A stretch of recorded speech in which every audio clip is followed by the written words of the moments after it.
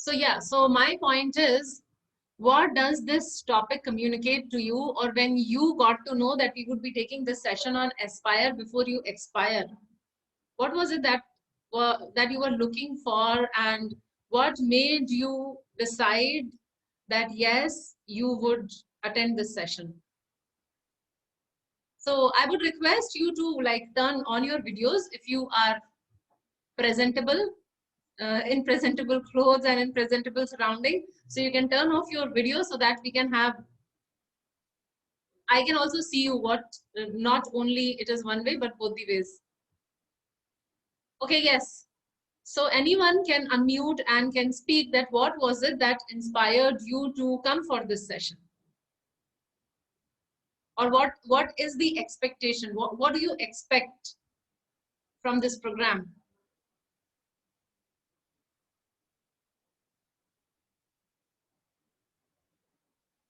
Are you able to unmute?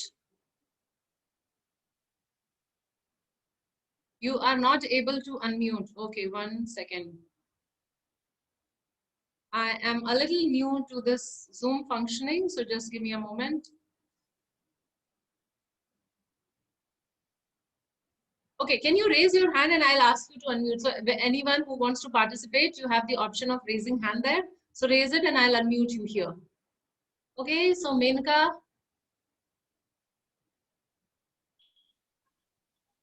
Hello, Mataji, Ramya here. Yes, Ramya, Hare Krishna. Hare Krishna. So I work in an IT company. So I happened to attend your Gita Made Easy course way back during COVID times. So I was inspired, after that course and wanted to talk to you. And this was an opportunity that I felt, after hearing the title in itself. Okay. Just to say about the title, right? It is very unique. Even in IT companies that I work for, I'm part of Women Forum. So I was very much inspired that it's a women-only program. And the title in itself aspired to be something great. Before you expire, maybe I might be wrong. Sorry if I'm wrong. When you said expire, I thought before everybody is going to die. As you rightly said, body is supposed to go away from this world. So what are you going to do in the short span of time to the society in that point of time? So that's what I thought. Maybe I might be wrong. Sorry if I'm wrong. No, you are not wrong, Ramya. And there are no wrong answers. It is, we are talking about our perceptions. So when you heard the topic, that is what you perceived, and that is perfectly fine. Okay, next I would request Raji. Thank you. Raji, your hand is up. Can you unmute and explain? Yes, Hare Krishna Mataji. Hare Krishna. Are you able to hear me? Yes, I can. Yes, Hare Krishna Mataji. I am actually a college student. In this lockdown time, I was just thinking how could I would be able to go up with my studies and how I would be doing with my career. It has been stopped in a little bit. But when I start attending sessions, I found that it just instigated me in some talent inside me. Okay, whatever it may be, that the decision is fine and we can. And I got inspired of this topic because I have faced many difficulties in my life, Mataji. So, and there are some cases where we go down so much. So I thought that when we would attend this, we can get some insights and we can more carried on. Thank you. Okay, so good, Raji. Good to hear from you, and that we were sort of helpful during this lockdown period. And we hope and pray that your difficult period gets over soon. So thank you for what you have shared. And we have one more hand up here, Menaka. So I am requesting you to unmute, Menaka. Hare Krishna Mataji. Hare Krishna. Mataji, I inspired in this topic Mataji, because during lockdown period, one day I started the course Gita Made Easy. From that, my journey little more I have changed. Before I was thinking about my past, why it has happened to me, why people hurt me, I did nothing, I helped them, this and that, and also so many past questions in my mind it was going on, and I was not able to tolerate my colleagues also, because sometimes I hurt myself because of them, this and that. Now my tolerance power it little bit increased, thanks to Krishna and thanks to you all. And secondly, I inspired in this topic. I had a one goal, but last 3 years I'm not able to achieve it. In that goal, I lost lot of money as well as my time. It was so much. It gave me too much upset. I'm not able to join with my daughter because I'm not able to achieve this target, nothing else. And again, 2 days before, the same goal came up to me to start up Okay. again.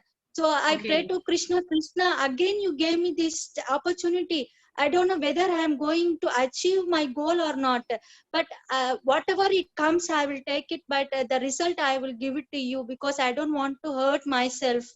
But I want to do it 100% because you are giving this opportunity. So I want to study well. I have to write this exam in a good way. I have to get that score to achieve Okay. my goal. Okay. So I hand over to Lord Krishna only. This came to me because of Gita Made Easy and Mastery Gita course with your teaching, like everything. And for that reason, today I have joined to learn more. I should not hurt myself for any caste. I should hand over to Lord Krishna. Great. So thank you, Menaka. Thank you for speaking up. I can see 2 more hands are up. So Madhulika, Priyadarshini, Akshata. Okay, so 3 more hands. We will come back to you a little later. Let me just give you a little introduction as in what we would be discussing today. So if you would have seen our flyer and how we have promoted this, or what exactly we have written. So the words were there that have you ever felt lost in life, or did you ever feel purposeless, like you don't know what is the purpose of life, or do you like don't really know how to do goal setting, or what are the goals, or like Menka was telling that certain goal was there, she was aspiring for that, and then there was some problem, and then again that same target has come in front of her.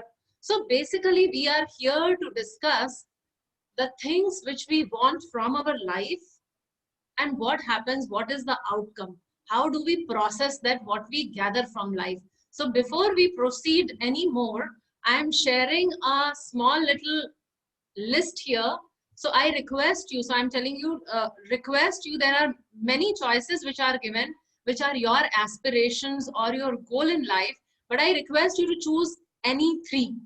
So you can choose 1, 2 and 3. So choose any 3, read all of them and mark any 3. So I'm just launching the poll and there is it on your screen. So any 3 things you can pick up.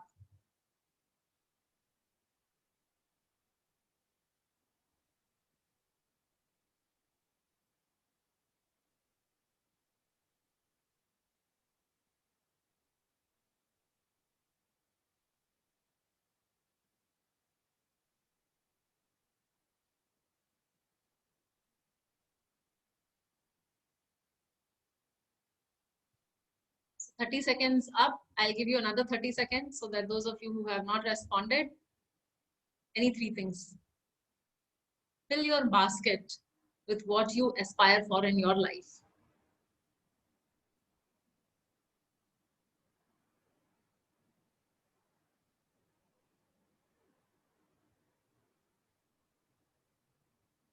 I've got 75% of your responses here. Waiting others to quickly finish it.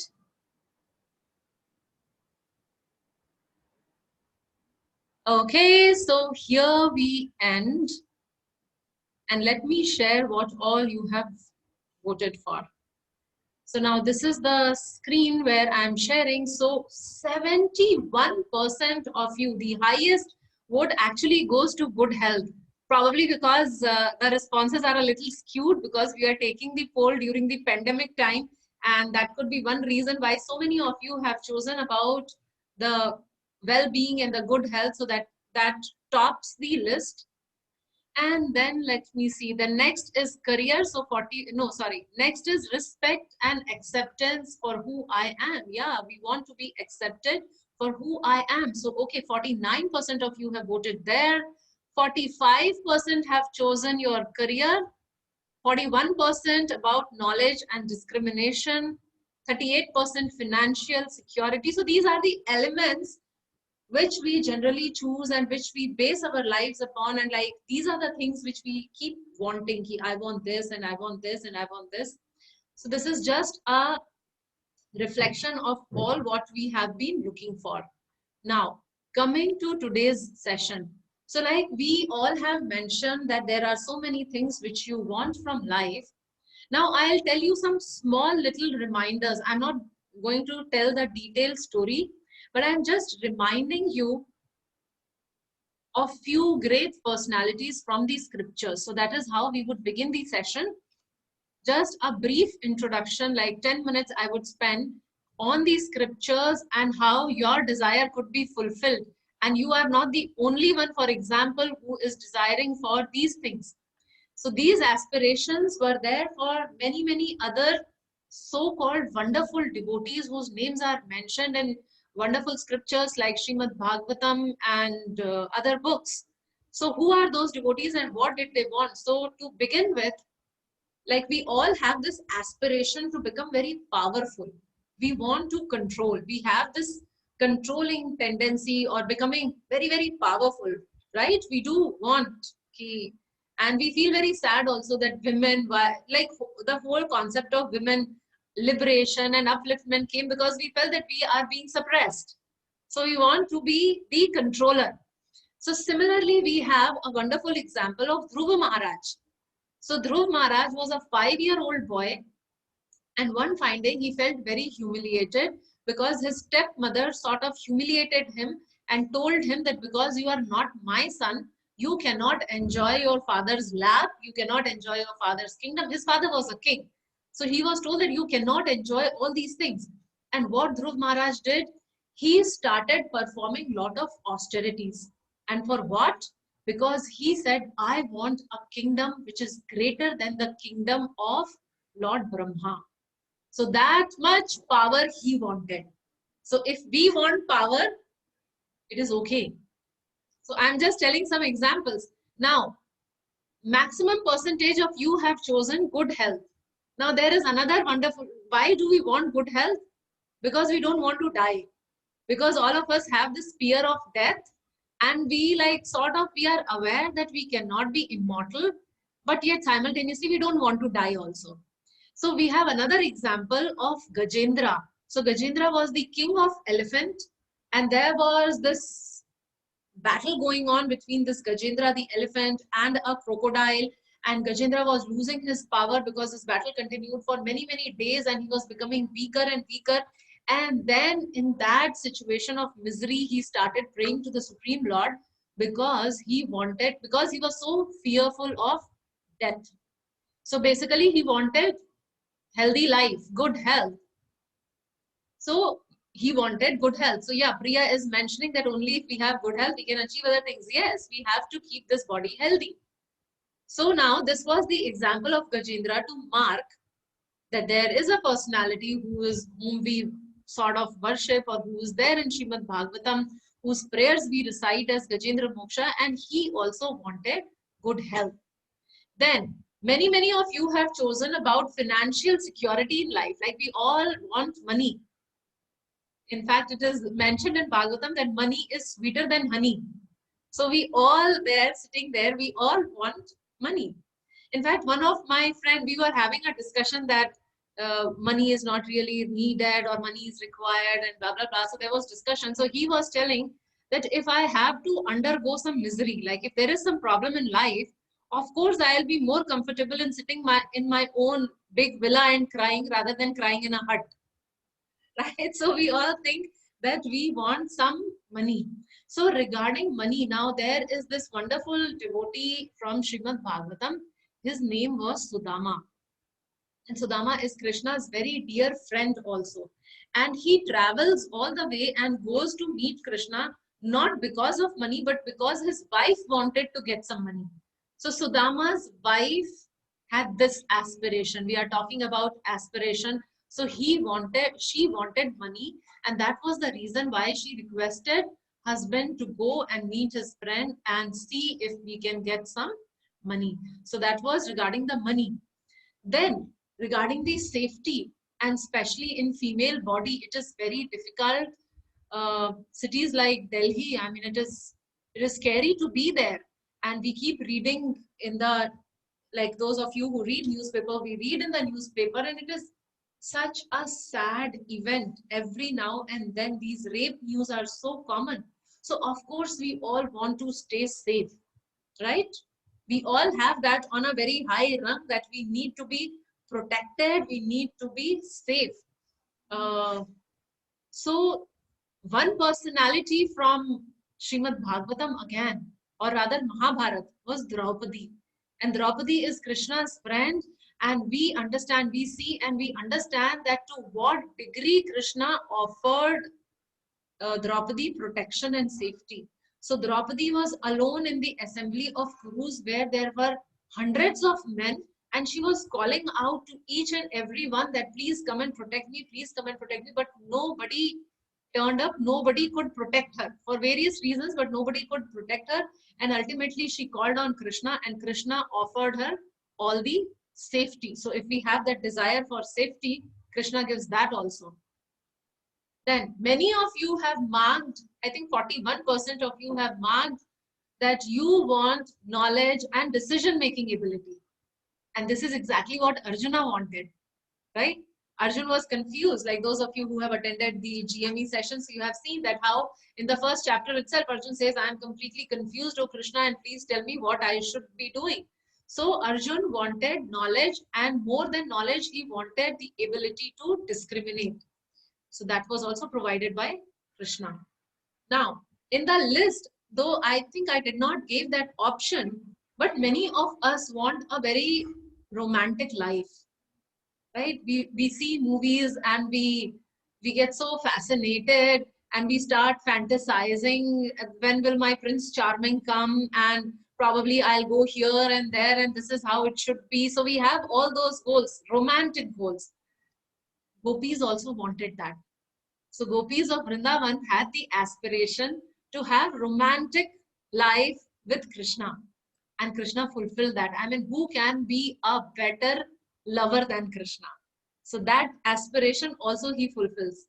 Then coming to the next, like some of you have mentioned about having a child. So I understand that especially those of you who are married would definitely want to have a child, and those of who are unmarried, but still you may have a desire that one day you will have a family, maybe a couple of kids, one boy, one girl, or things like that. So we have that goal also. And so did Devaki and Vasudev wanted. So Devaki and Vasudev, who are Krishna's parents, they have been like really waiting to have Supreme Lord as their child. So they did lot of penances, and then we know that how one after the other Devaki was losing her children, and she actually lost 7 children, and then finally Krishna came. But then Krishna fulfilled that aspiration of his devotees of having a child. Now, career. Many of you chose career as an option. So career wise, now when we talk about, let me take you to Ramayana. So in Ramayana, we have this wonder monkey. We call him wonder monkey, and his name is Sugriv. So Sugriv and Bali, there is a detailed story that how Bali like defeated his brother Sugriv and captured his kingdom and wife and threw him out of the kingdom. So he took shelter of Lord Ramchandra, and Ramchandra gave him career wise, because he's a king. So for king, the career is his kingdom. So Lord Rama got back him his kingdom, right? So that is another thing, that career wise, if I have desires or aspirations, that also Supreme Lord fulfills. Then those of us who want blissful, everlasting, entertaining friendship. So again, going to Srimad Bhagavatam, Krishna had these friends, his Gopa friends, and every single day, like there was no school. There was no school in Vrindavan. Every single day was a picnic and a pot lunch, and they would go to the forest and they would play different type of games.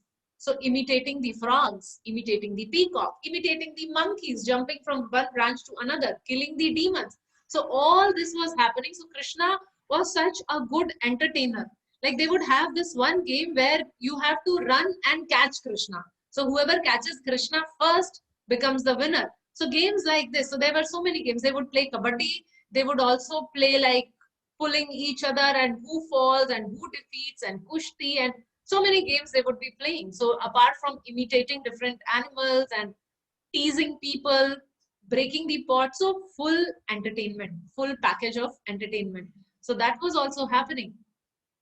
Now, many of us have marked that we want to be accepted as we are. So there is one very interesting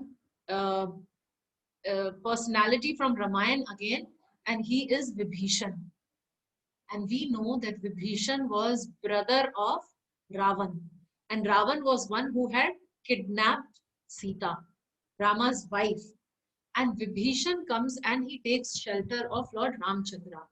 And that particular time, everybody except Rama, they were all telling, don't trust this person. We don't know. He is coming from that gang and we cannot trust him and don't accept him and don't take him in. So like that, everybody was cautioning Lord Ramchandra. No barriers, no distinction, no discrimination. Lord Rama said, what to talk of Vibhishan? If in today's date, even Ravan himself comes and surrenders and says, oh my dear Lord Ram, I am yours, I will accept him also. So that was the acceptance. So we want acceptance. Vibhishan was the brother of Ravan who had kidnapped Rama's wife, and yet he accepted him wholeheartedly. Now, some of us may feel shy to express, but we may have certain physical needs, physical aspirations that I want to be like this and I want to look like this and I want to have a lover like this. So many details. Now there is another very interesting personality from Srimad Bhagavatam and her name is Kubja. And Kubja was a hunchback lady and it is described that the whole Mathura, the whole kingdom, everybody who knows her or who would see her would laugh at her, would make fun of her because she was quite ugly in her looks. And she was hunchback. She had a huge hunchback. So she could not stand erect also. And first time when she saw Krishna, when Krishna and Balram were entering Mathura and she sees them, and she developed so much of lusty desire for Krishna. She wanted to enjoy with Krishna. I mean, physically. She wanted to enjoy physically with Krishna. And imagine that lady towards whom nobody would look at and people would tease her only. Like in the whole township, nobody actually knew her name. Kubja actually means hunchback. So that was not her real name. So she was made so much of fun that nobody would know her name also. And that time when Krishna came and Krishna just kept one of her foot on her feet and then he held her from here below the chin and he just lifted her up. And that was a moment when she became straight and she became very, very beautiful and Krishna fulfilled her desire. So the point why we are discussing about so many wonderful pastimes or anecdotes from Srimad Bhagavatam, Mahabharata and Ramayana is because we see that Krishna fulfills what we ask for. And not only that, he is capable of giving us much more than what we actually even ask for. Krishna has this ability, actually, Krishna can reciprocate unlimitedly. And when I say unlimited, it means no limit. So to the degree we love Krishna, like it is said that we take one step and he takes 100 steps towards us. So like that is his reciprocation to his devotees. So now all said and done. Now though we have these desires, like you all have chosen your top 3, your bucket list, your desires. Now, do we feel that at some point, do we feel, yes, I'm completely satiated. Like I have enough money now and I'm happy. Or I have excellent career and I'm not looking for any promotion now. Or I have got the best man and I have married him and there are no problems in my life. So do we experience that position? Do we become satiated with that? Because we may aspire, we may desire, but then do we feel that fulfillment? So it is always like, ye dil mange more.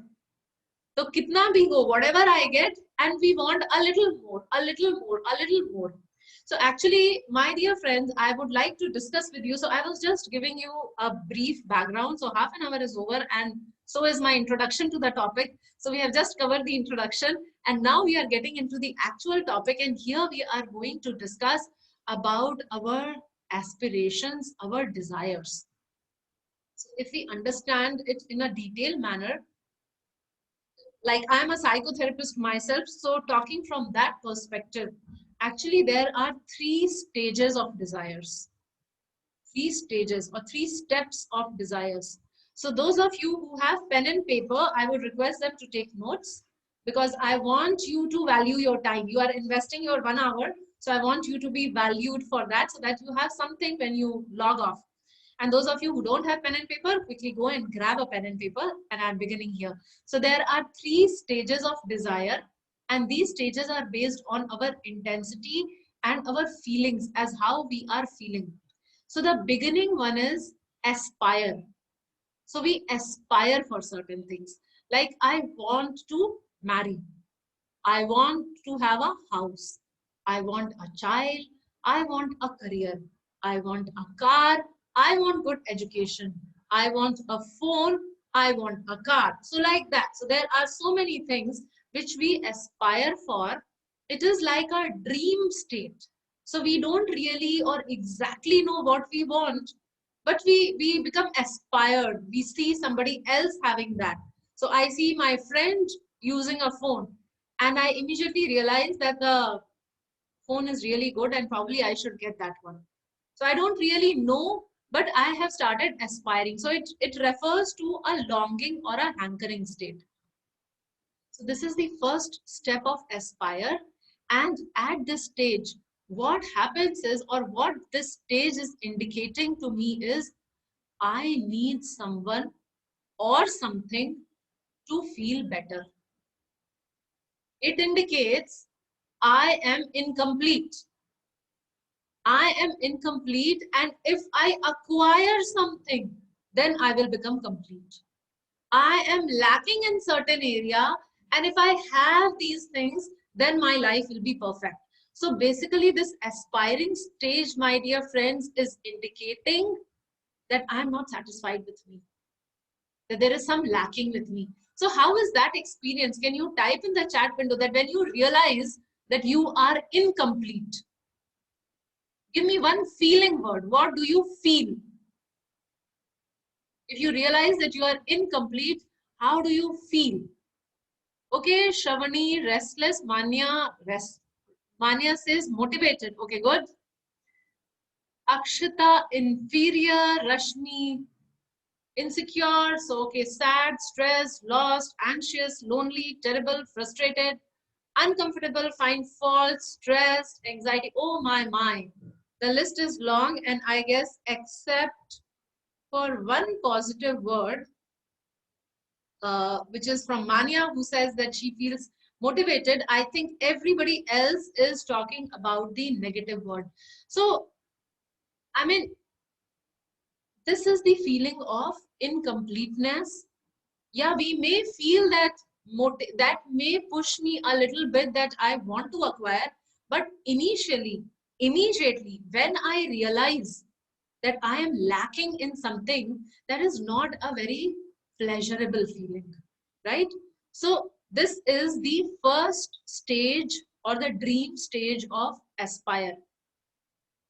Now, some of us, as Manya is saying, so some of us may feel it motivating, and some of us, this desire may push me to perform more.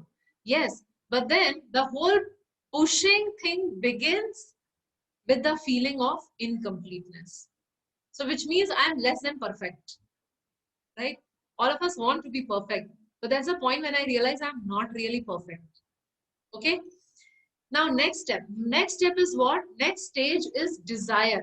So we have, so first is aspire, second is desire. So now at desire stage, I have clearly defined and precise detailed plans.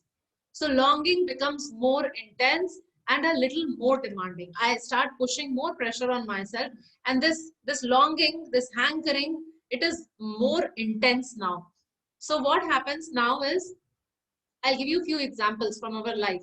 Like what would happen is, okay, I have a phone, but I want a phone which has a better feature.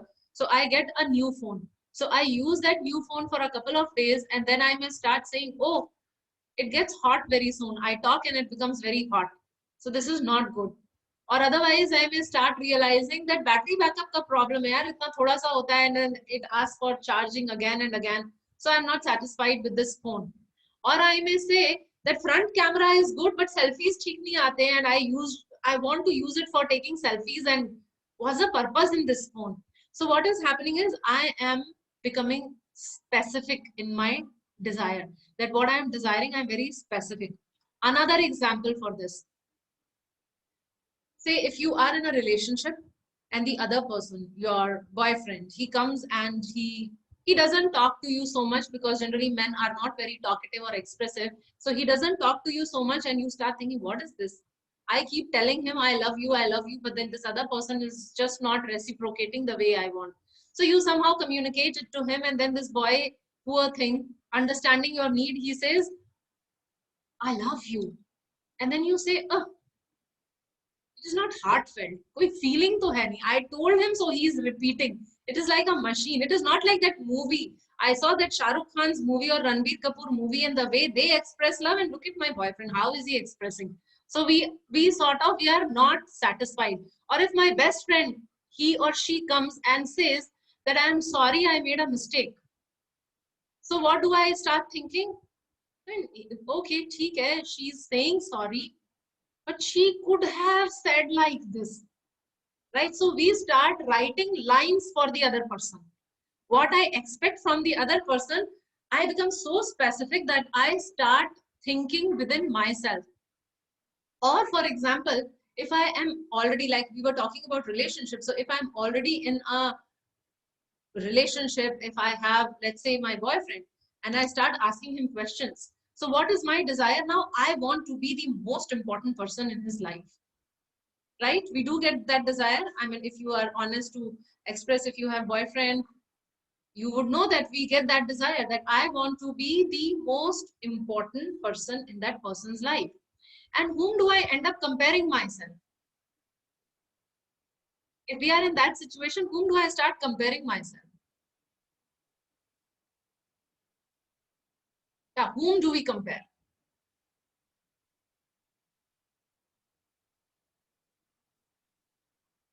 Okay, Deva Sharmani is saying friends, Manya is saying friends, Raji is saying friends, but let me tell you, my dear friends, we start comparing with the boy's mother and sister.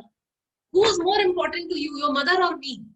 Who's more important to you, your sister or me? Always you take their side, right? So this is how. So now my boyfriend, I have got in a relationship for probably 1 year, and with parents, he has a relationship for 25 years, and I start putting so much pressure on him that suddenly ek hi saal mein I should become the center of your life. I should replace your parents and your family, and you should, like, your world should rotate around me. So this is the reality. This is how we start comparing ourselves when we are at that desire state. So aspire, second is desire, and where it leads us to. So aspire, desire, and finally it leads us to the third stage, which is distress. Now, why distress? Because how many expectations can be fulfilled? I keep asking for more and more and more. How many the other person can fulfill? So finally, the third stress where we reach is distress, because whatever we get is not enough. And whoever is in my life, actually everybody is destined to leave me one day. Either I end that relationship, like for example, my friends. So I may switch the college, I may switch the school, I may switch the city, I may switch the country, and my friends are like long gone, lost somewhere. So I lose the touch. Or and that holds true for all the relationships, my friend. Like any relationship, including our parents. Now, how do we lose relationship with our parents? Because one, I may get married and I may move out. I may get into a college and I may move out. Or if nothing, then death separates us.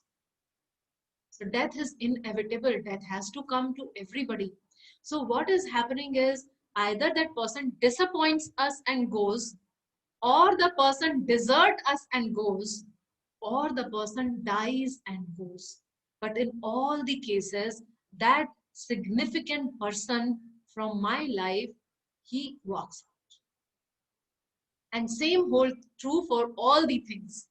I may get, like recently I got a laptop and I'm very happy with the laptop, all its features, but I'm sure 2 years, 3 years, 5 years, and then it will become extinct. And then I would like to have another one because this is not the first laptop which I'm using. So there were others also, and I would, like, I'm really dependent on the laptop for all my services. So I hold it very valuable, like it's my valuable possession. But then not this one, because I know that it has a expiry date also. So that the time will come when it will expire. And so each one of us would. So what is happening now? We have spoken about these 3 stages of aspiration. So we aspire, we desire, and ultimately we are in distress.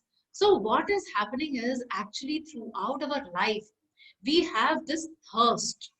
Like when I'm very thirsty. So if I'm very thirsty, no matter what, how much amount of Sprite or soda I consume, I need some water to quench my thirst. I need some pure water to quench my thirst. In fact, if I take more soda, I would feel more dehydrated, right? And me staying here in Chennai and at the bank of the ocean, like very close, around 2 kilometers is the ocean from my house. If I'm very thirsty and I'm standing at the shore of the ocean and I don't have the water bottle, but I have whole ocean in front of me.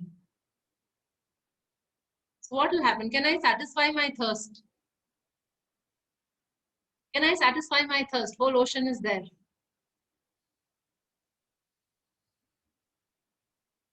Okay, good. So why can't I satisfy my thirst with the ocean water? Thank you. So Manya said that it is salty. Yes. And Santoshi also said it is salty. So we understand that salt water cannot quench our thirst. No matter how much water, salty water we have, but it can never quench our thirst. So similarly, these aspirations, what we listed in the beginning, these aspirations are like that addictive thirst.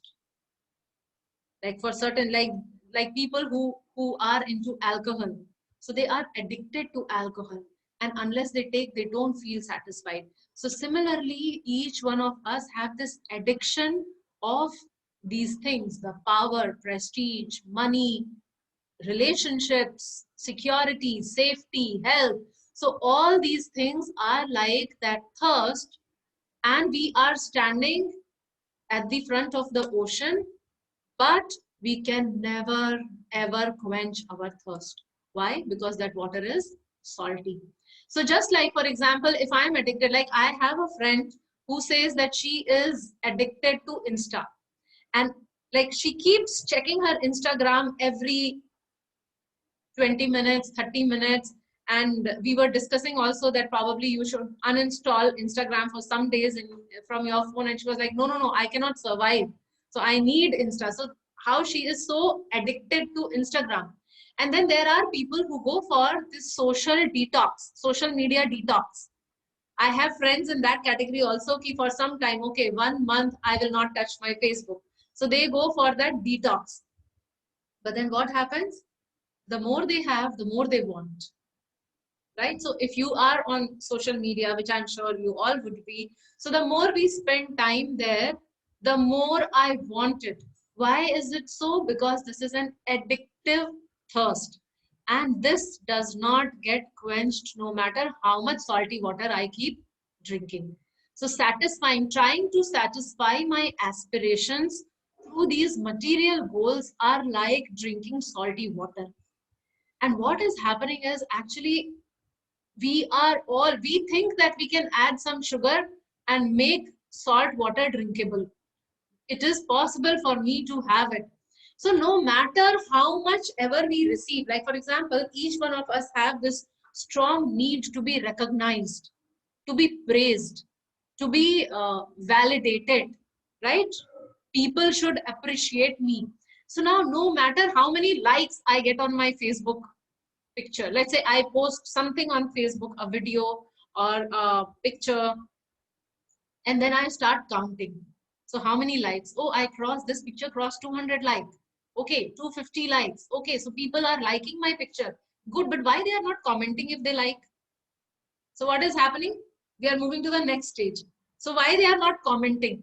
And if they start commenting also, suppose if my picture has 550 comments, now what would be the next? Why they are not sharing? If they really like, they would share. But people are not sharing. So which means they are not really liking, which means nothing is enough. Which means this thirst cannot be satisfied. Another example from our own lives, like let's say some of you who are on a tight regime and you want to really reduce weight. You feel that Corona has added a lot of extra kgs, and before you go out, you want to reduce weight and you get into fitness regime. You are eating very healthy food or hardly eating or starving, and you are doing a lot of workout also and yoga also and everything. And then finally, let's say you meet your friends one day after say 8 months or 9 months of lockdown. You meet your friends and your friends say, hey, you have reduced, you have lost weight. So what is the reaction? I mean, what I have heard people saying, really? Weighing machine doesn't say so. I don't feel like that. So then you start saying, no, I mean, the friends say, no, you really look slimmer. Oh, come on, you need to test your eyes. Where did I look slimmer? Where have I lost weight? So what is happening is, internally I'm enjoying, but ye dil mange more. So I want to hear more. So that is why I'm denying. So it is not that I'm denying. I'm in that phase of denying, or rather I'm pretending to deny. Why? Because I want to hear more. Because these validations are like really boosting my ego and I'm feeling so good about myself. Oh yes, my gymming has paid off. So right, so that is how we start talking. And we may say ki, you know what, my 12th standard jeans I tried yesterday and I could still fit in that. But anyways, that doesn't matter. So what is happening is I'm showing off, I'm telling, but yet I'm not accepting. And why am I not accepting? Because I want to hear more. So the number of likes are not enough for me. The validations are never enough for me. The praises are not enough for me. Even when I'm working and I get a hike, like let's say if I'm working and during this time, when there are so many people who are losing their jobs, and yet if I get an increment in my salary, so now how do I react to that? Hey, I got only 10%, I deserve 20%. Yeah, they didn't really value me, I should start looking for some other job. And then we tell them, no, see, you have got a hike now. I lost my job and you got a hike. So what is there? So what? I mean, you lost a job, that is different, this is different, my company is different, everybody gets a hike and I'm not getting a hike. So again, what is happening? Nothing is enough for me. I want more and more and more, and nothing satisfies me. So the cause of misery. What is my cause of misery? Why am I suffering? I am suffering because of my own desire and expectations. Nobody else is expecting me to lose weight. Nobody else is expecting me to perform better. Nobody else is expecting me to get a salary hike. Nobody else is expecting me to have a better phone. Who is it that is putting all this pressure on me, all these desires and expectation? It is me and me alone. But my dear friends, we have to understand that this material world is designed in such a way that it wants us to make us humble. We should become humble. We should understand that we are powerless. We should understand that this is salty water and it cannot quench my thirst. So either I take that lesson, or what happens is I keep fighting. I keep fighting, I keep fighting, and the journey continues. So yes, Shravani, I will come to your question. You are asking, can we live without desire? So we are coming in that direction. So good that you have asked that question. So now let us understand, how do I handle these desires? Because even if I am a devotee, I still have desires. I may still have my mental needs, my psychological needs, my physical needs, my emotional needs, my financial needs. So though I am a devotee, I still have those desires. How do I live without the desires? And does Krishna really want me to live without desire? And how do I handle, how do I deal with those desires? So Krishna actually promises in Bhagavad Gita. Krishna makes that promise that whatever my devotee lacks, I provide him. And whatever he has, I secure it. So Krishna has made that promise. So how do we understand that promise of Krishna here in this current circumstance? So Krishna promises to fulfill our needs, but he does not promise to fulfill our want. Now, those of us who are economics students, like I remember in my 9th standard when I had the first session of economics, the first thing was taught to us was difference between difference between want and need. So can anyone tell what is the difference between want and need? Girls, you are typing the questions. We will take the questions at the end of the session. So you just hold on. We will come to your questions. First, you answer my question. So what is the difference between wants and needs? Okay, so Akriti is telling need is something you require to survive. Want means luxury. Need is necessity. Yes.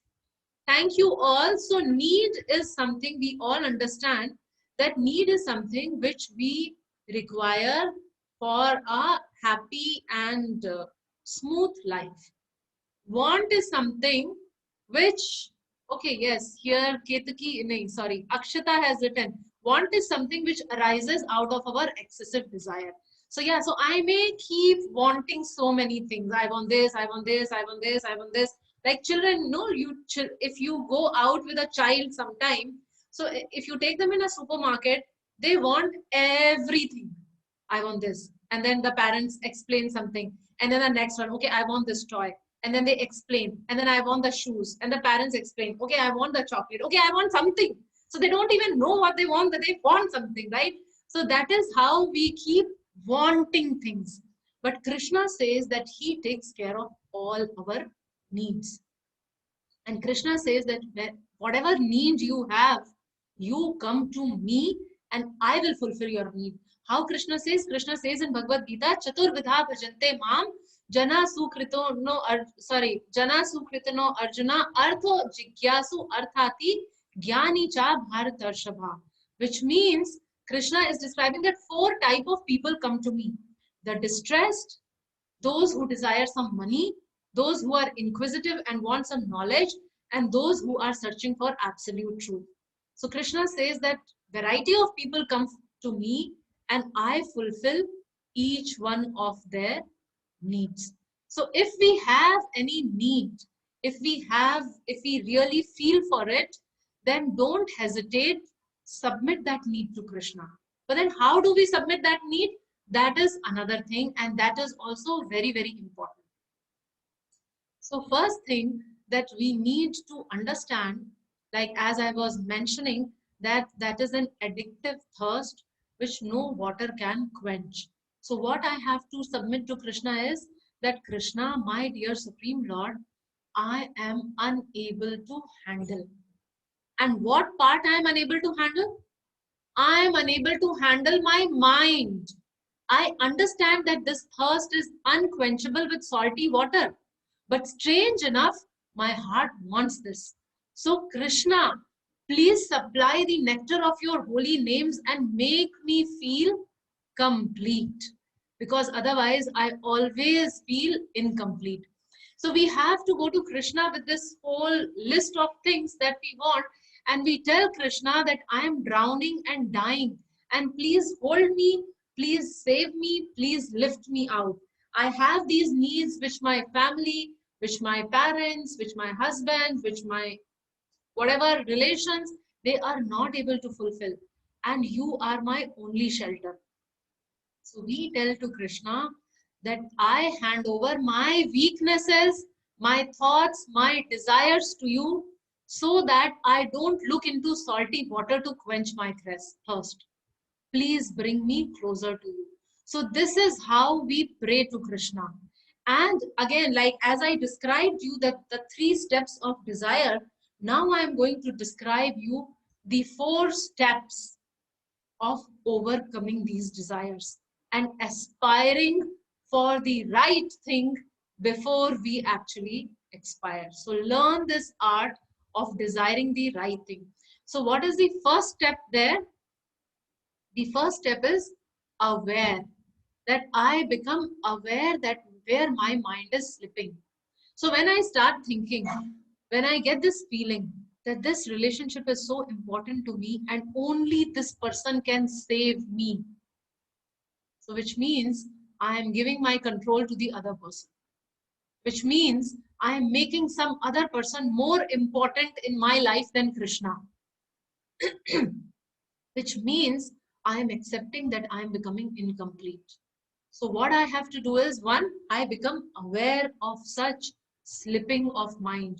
So there is nobody else who can save me or who can help me or whom I need to be happy other than Krishna. So first thing is this awareness, becoming aware of our mind, that where my mind is taking me.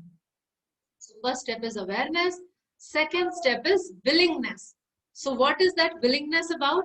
Willingness to be honest and to be open for Krishna's mercy to flow. So we have to become that channel through which Krishna's mercy can actually flow. So we have to become willing for that. And what blocks that? Who blocks Krishna's mercy from flowing? Like Krishna is merciful on me. Who is that one person who stops Krishna's mercy from reaching to me? Any idea? There is just one person. Yes, Swati, I think, answered it correct. The only person who blocks Krishna's mercy is me. I am blocking. My parents are not blocking. They may appear to be like not so favorable to ISKCON, but they are not blocking Krishna's mercy. Who's blocking? The blockage is only one and me. So I am blocking Krishna's mercy. And how I am blocking? By not surrendering to Krishna, by not taking shelter of his feet, by not handing over my life to him. See, each one of us, we have our difficulties, we have our shortcomings, we have our challenges, but do we allow Krishna to do something about them? Or we hide everything from Krishna and we think, no, I am powerful enough, I am the controller and I'll control my life. So that is the question. So what happens is, I think I can handle that. Actually, recently I was listening to one of the interviews which Ira Khan gave. I think she's daughter of Amir Khan, and she was expressing there as how she was going through depression.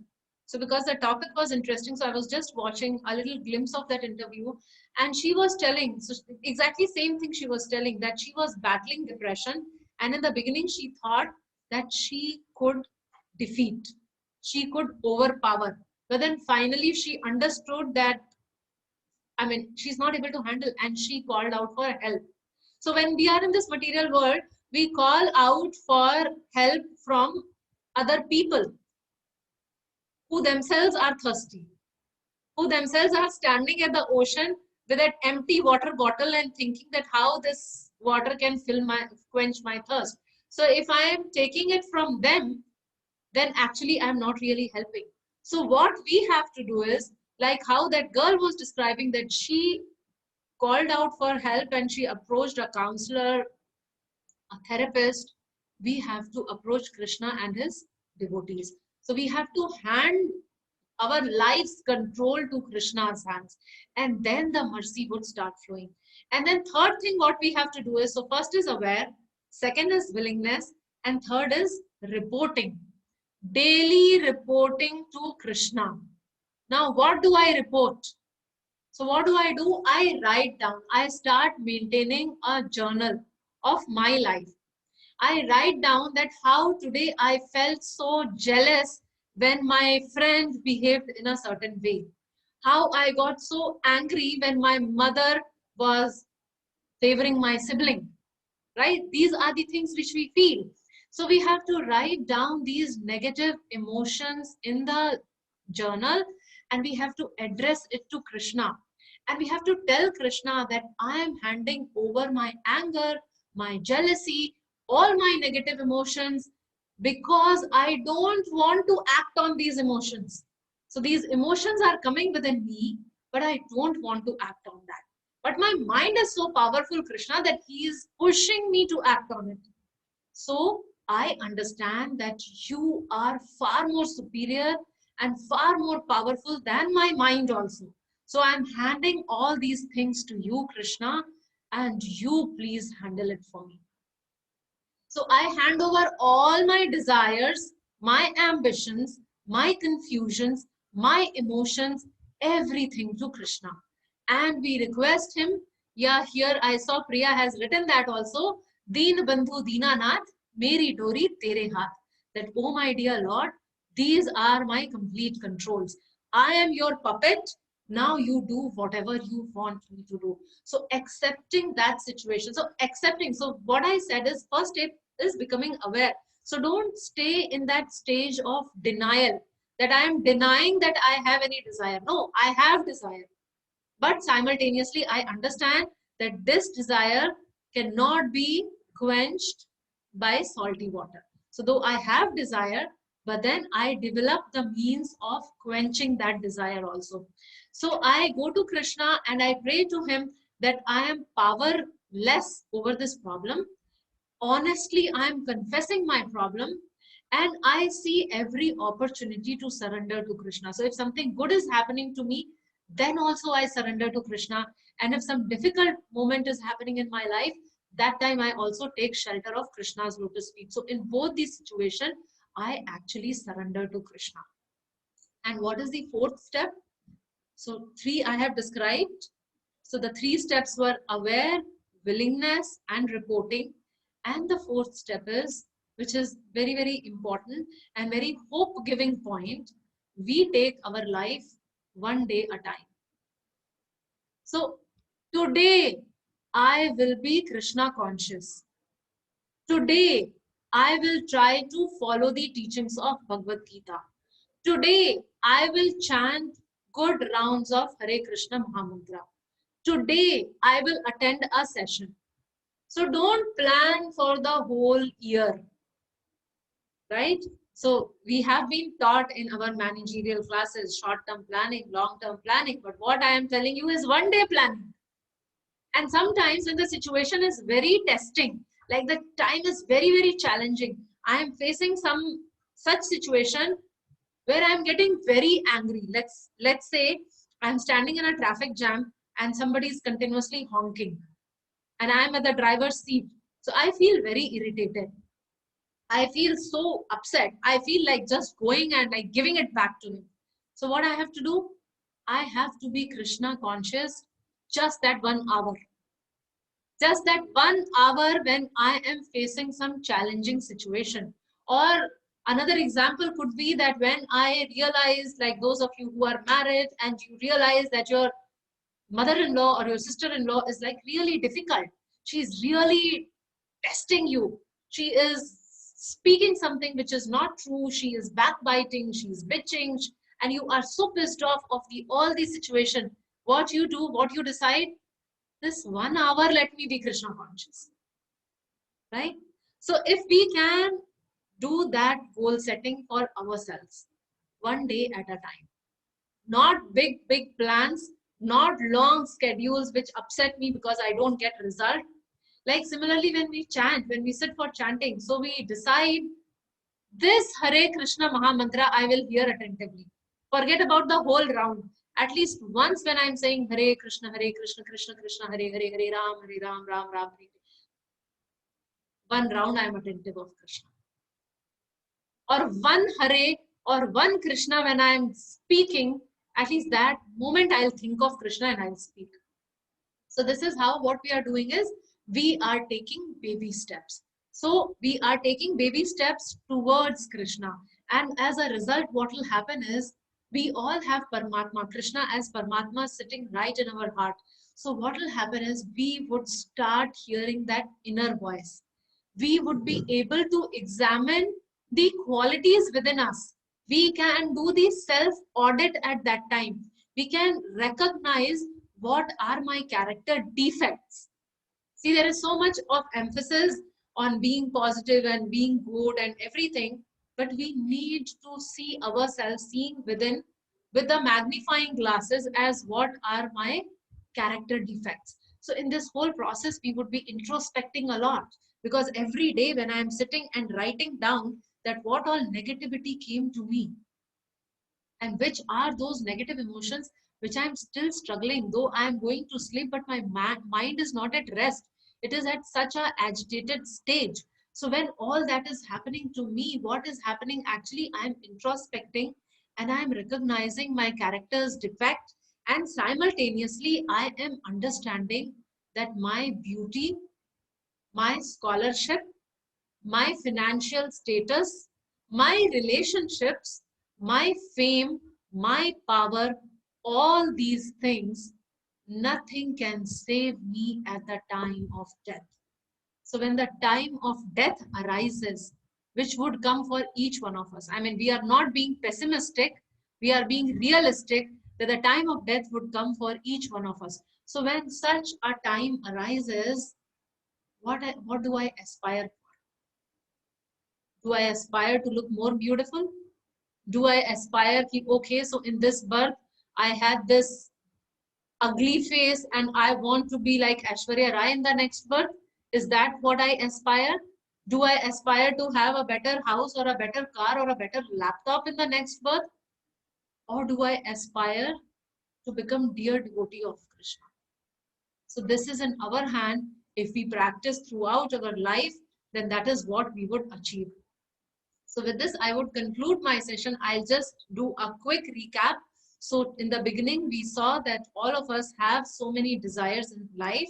And then we saw, or we learned through the examples of so many devotees that even they had desires, and Krishna has the power to fulfill every desire. Krishna can actually reciprocate in unlimited manner. So though those devotees were pure devotees and they did not really desire for that, but whatever little thing was there, whatever was their need, Krishna could fulfill that need. And then after that, we discussed about the 3 stages of desire, where we learned about aspire, desire, and distress. And then based on that, we concluded about this addictive thirst, which we all have and which is never satisfied, because all we have is salty water. We do not have pure water to satisfy the thirst. And that pure water is actually Krishna consciousness. And then we discussed about the cause of misery, and the cause of my misery is my desire and my expectation and nobody else. Proceeding further, we also discussed about how each one of us have certain needs, and there is nothing wrong to have those needs, and Krishna says that he fulfills whatever needs his devotee has. But then simultaneously, we also discussed that how do I acquire that pure water instead of salty water, and how can I channelize my need. So there we discussed this 4-step process of becoming aware, willingness, actively reporting, and one day at a time. So with that, we achieve the desired result. With that, we can actually quench our unending thirst. So this is, my dear friends, what we should aspire for before we actually expire.